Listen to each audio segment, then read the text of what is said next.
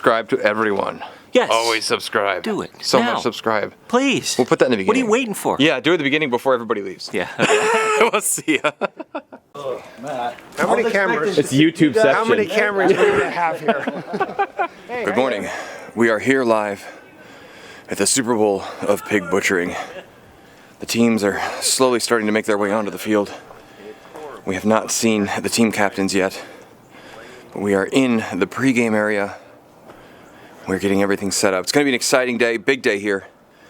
We'll bring you some interviews here shortly with the coach and the rookie butcherer.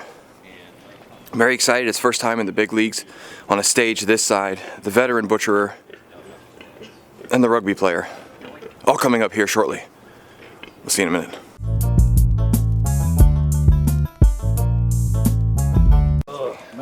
How many cameras? It's YouTube section. How many cameras do we have here? We'll see if we can talk to the coach before the event starts. We got Coach Billy over here. Coach, what's the plan for today? What's the goal? Plan for today is we're gonna go through this by the numbers. We're gonna do a universal butchering method that I pretty much devised that works no matter the animal. Now we're expecting halftime is gonna happen right after we skin this animal. Okay. And then we cut it down the sagittal plane. We'll break for the halftime, and then next thing you know, it's off to the races. And are you concerned with your rookie butcherer? Is this first time on the big stage? No, not at all. Not at all. You've seen plenty of game footage. Study the film. Study the film from way back. Speaking of, we have our season popular MVP here. I gotta forget. No, I'm the rookie, man. I gotta talk into the. Well, the rookies get MVP sometimes. And so, how are you feeling? Any nerves between the big day? No nerves. I'm ready to do it, man. Right. Let's go. I'm in this. It's Slept gonna like a baby happen. last night, did I slept you? like a baby. 10 hours of sleep. Woke up every 2 hours and cried. Yes, that's right. Big game. I know it. We're gonna do it. Let's go. Let's go. All right, let's see if we can find. We have the veteran backup butcherer today. Is Nate from Kramer Life. Hello. And he's here with us today. He's been on the big stage before. This is not his first rodeo. Not my first rodeo. No, that's right.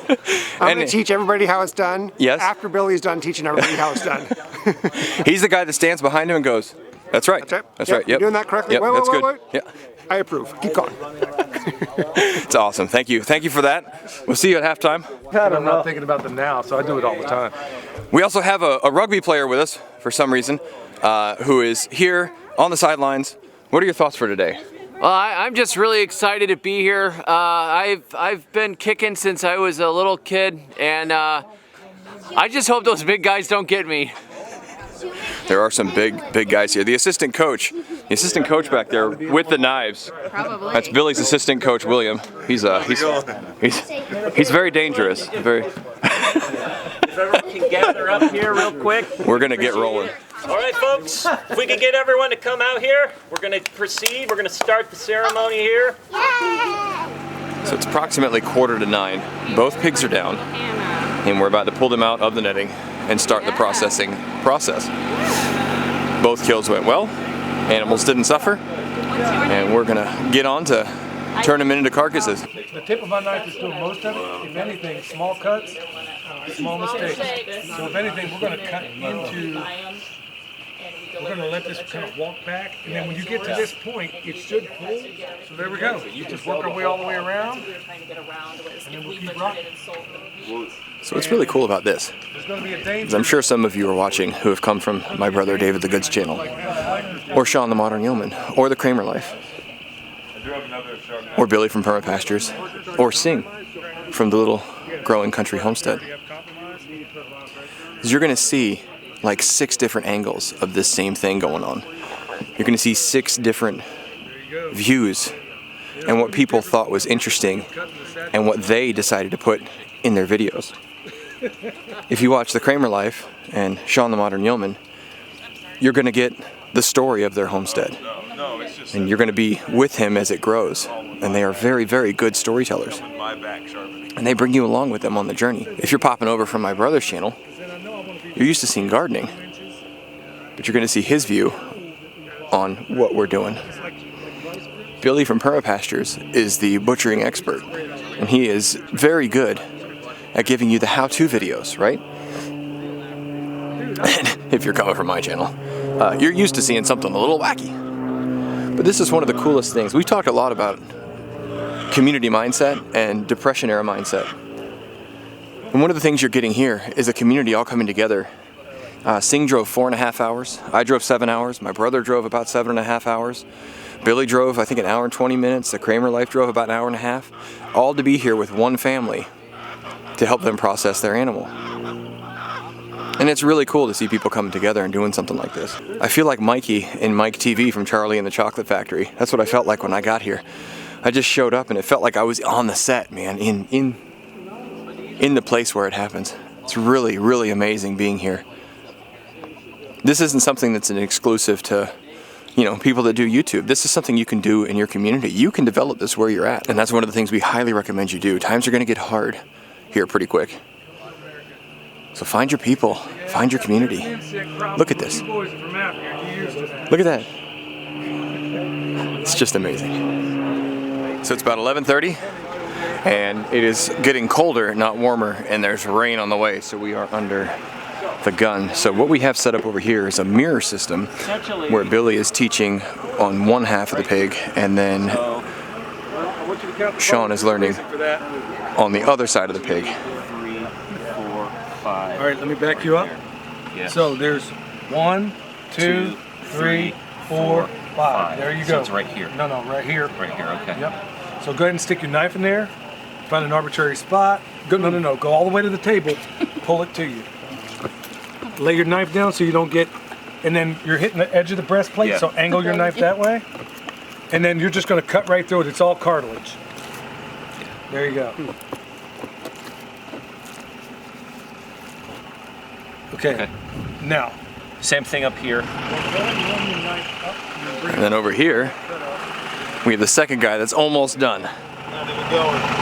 He's already gutted? About skinned? It'll be time to start breaking them down. So we're gonna have 2 grinders going. Because when you run it through once, it grinds it, but then you have to run it through to package it. We're gonna put it in some 1-pound bags. Look at that.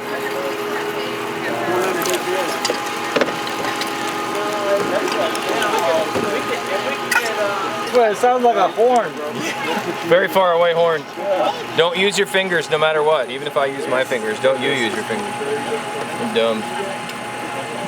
Probably should use the actual tool. Billy and I have almost the exact same meat grinder. I asked him what one to recommend, and I think his is a slightly different model. His has a bigger plunger, but it works really well together. But I have had no complaints from mine. I don't add any seasonings to any of mine when we package it, because then I can use it for anything I want at any time. So it's so much more versatile if you don't flavor it first. Basically halftime, right? This is halftime, a little past halftime. Third quarter, right? Third quarter, right. We're in the lead. We are, yeah. Yeah. We're winning. Yeah. You're gonna hear him squeal before too much longer. That is the second pig, and we're down to primals and such. Almost got it done. And I tell you, if you can have 85 people do a pig with you, that's really the way to make it. Get a hand. Everybody's got a hand on something.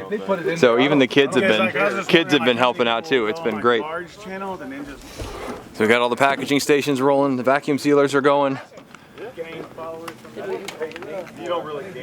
The young lad is labeling everything with handwriting better than grown-ups. Yeah, I think we lost. Ours just said I think we lost power. Shouldn't have. Uh-oh. We're experiencing technical difficulties. We'll be right back. Technical difficulties resolved. Don't pack the meat bag so full that it pops the handle up. This handle will pop up, and when it sucks the air out of the bag, it will actually pull that meat into the handle, and it is possible to get it to turn itself off. And then the lights don't work, and then you start flipping breakers, and just things happen. So it's 5:30, and we're done. It's all packaged. It's all in the freezer. Pretty much everything is cleaned up, put away. People have started to make their way back home. And I'm telling you, this was one of the coolest things I've done with community in a long time. The spirit and atmosphere here was just second to none, guys. It was really cool. I hope you got a feeling of some of that with what we got caught on camera today, but there was so much going on, it was hard to catch it all. But we're gonna go sit around on the patio now. Those of us that are still here, we're gonna have a little fellowship time without having to work, and then we're gonna jump in the cars and head back home. So the next time we see you, we'll be back in Virginia. I have a video I'm hoping to release after this one that explains why you don't need a brooder box. We're gonna tell you a lot of things you don't need to keep backyard chickens. So we'll see you then. Keep growing as you grow. We'll catch you next time. Oh, if you haven't, please hit the like button and don't forget to subscribe. Subscribe to everyone. Yes. Always subscribe. Do it. So Now. much subscribe. Please. We'll put that in the beginning. What are you waiting for? Yeah, do it at the beginning before everybody leaves. Yeah. We'll see ya.